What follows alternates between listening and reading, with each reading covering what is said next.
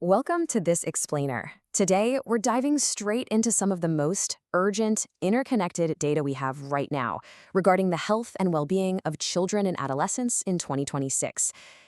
We are looking at a landscape that has shifted so dramatically over the last few years. If you really want to understand what Gen Z is actually facing right now, and more importantly, the incredible multi-sectoral solutions being rolled out across the globe to help them, you are in exactly the right place. Let's get into it. Before we do anything else, let's just put the stakes right on the table. 19.2%. That is the percentage of U.S. adolescents, kids between the ages of 12 and 19, who actually screened positive for depression in 2025, according to a recent MGMT digital report. We're talking nearly 1 in 5 adolescents.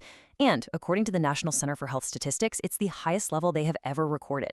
This is the reality we are waking up to. But don't worry, here is our roadmap for this explainer so we can make sense of it all. 1. The Gen Z well-being crisis. 2. The digital dilemma. 3. Moving the body. 4. Measuring mental health literacy.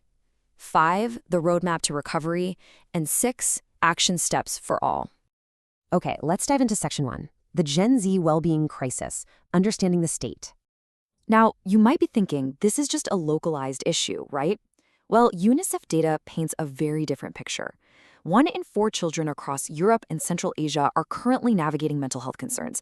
That's a full 25% of the youth population in that massive region.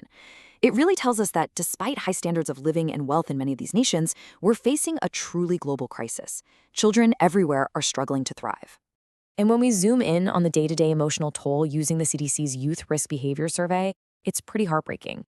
When high schoolers are asked directly how they feel, 39% report feeling persistently sad or hopeless. Even more alarming, 20.4% seriously considered suicide. And when we look at vulnerable subpopulations, it's honestly a crisis within a crisis. For LGBTQ+ students, 65.1% felt persistently sad, and an absolutely staggering 40.6% considered suicide. This is what the distress actually looks like in the hallways of our high schools. Which brings us to section 2, the digital dilemma. Impact of screens. Look, to understand why this is happening, we have to acknowledge that Gen Z's critical developmental window is happening almost entirely online, and the users themselves are totally aware of the toll it takes. According to CyberSmile's Digital Wellbeing 2026 report, a massive 66% of people openly acknowledge that social media has negatively affected their mental health. We're seeing constant notifications, constantly lighting up reward circuits, weakening impulse control, and fueling a really harmful culture of comparison.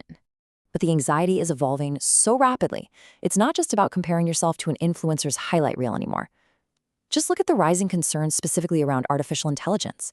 79% of people are concerned about misinformation, 73% are worried about deepfakes, and 72% are anxious about the spread of dangerous ideologies through automated algorithms. Gen Z is feeling the squeeze of a reality that can literally be digitally altered and manipulated at any given second. All right, section 3, moving the body, physical activity. It's easy to forget when we talk about mental health, but the mind and the body are deeply connected. The NHS sets a super clear foundational baseline for kids. Aim for at least 60 minutes of moderate or vigorous physical activity every single day, activities that actually get the heart rate going. But contrast that with reality. Because of sedentary screen time and shifting lifestyles, UNICEF data shows that 1 in 3 primary school children in Europe and Central Asia are now overweight or obese. We are missing the mark on foundational physical movement, which for sure directly impacts mental resilience. Let's move to section 4, measuring mental health literacy, mental health gap. Okay, before we can fix a problem, we have to be able to accurately measure it, right? Researchers at the VU Research Portal conducted a massive, rigorous, systematic review trying to find universal tools to measure kids' mental health literacy. They systematically sifted through over 19,000 articles. Guess how many viable studies they found that actually met the criteria? Just 18. Literally 18 out of almost 20,000. It perfectly captures how incredibly limited our current high-quality measurement tools are when it comes to checking mental health literacy for universal populations of youth, rather than just focusing on specific diagnoses. So what exactly are we even trying to measure here? Well, the researchers define mental health literacy as three core things combined. One, having basic knowledge about mental health and illness. Two, utilizing strategies to actually decrease stigma. And three, enhancing help-seeking efficacy, which basically means kids know how and where to ask for help when they need it. The VU research study proved that we have a severe lack of tools covering all these key components universally. We have to build better tools if we want to track real progress. So Section 5, the roadmap to recovery, multi-sectoral solutions. We have the data, we know the gaps, so what is the treatment plan? Let's talk about the robust solutions currently in motion. First up is the UNICEF and WHO 2026-2030 strategy for Europe and Central Asia. This was unanimously approved by member states, and it is honestly a total uplifting paradigm shift. Instead of treating kids as passive recipients of policy, this roadmap makes youth active partners and co-owners of their own health journey. It focuses on transforming the child health workforce to be more robust and actively protecting children from aggressive marketing. It's a transparent, measurable commitment to shifting the underlying trends, not just putting a Band-Aid on the symptoms. This is where we start turning the corner.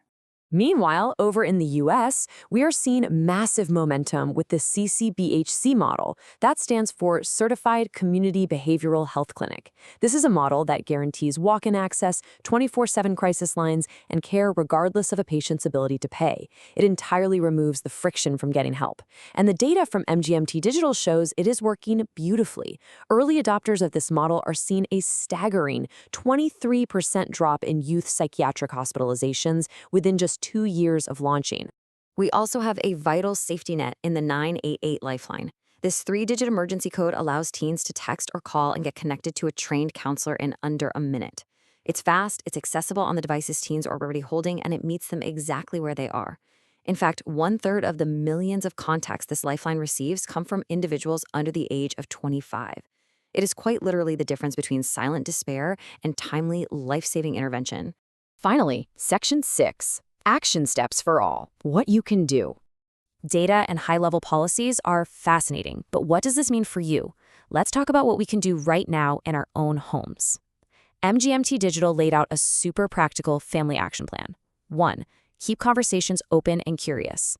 Just ask kids what they're seeing online without judging them. 2. Protect 8 hours of sleep like it is medicine. Yes, that means keeping phones out of the bedroom after lights out, which I know is a battle, but a vital one. 3. Model your own adult stress management because teens mirror our coping habits. And 4. Know exactly where to get help in your community. Small changes at home build immediate resilience. Of course, we also need to push for big systemic changes on the macro level. Policymakers and insurance providers need to step up and accelerate these shifts. First, we need enforced mental health parity, meaning teletherapy and counseling get reimbursed exactly like a physical health visit. Second, we have to boost the youth workforce by offering scholarships for child psychiatrists and school psychologists to fix the provider shortage. And third, we need to tie school program funding directly to measurable health outcomes and attendance. We have to align the financial incentives to completely remove the cost barriers for care. And that brings us to the end of our explainer today. We have looked at the incredible distress documented in 2026, the digital and physical causes, the measurement hurdles, and the very real systemic solutions rolling out today. The crisis is heavy, absolutely, but our capacity to respond to it is real. Gen Z is sounding the alarm, the data is loud and clear. So my question to you is, how will you answer? Take one small action today to turn this data into hope. Thanks so much for joining me, and keep learning.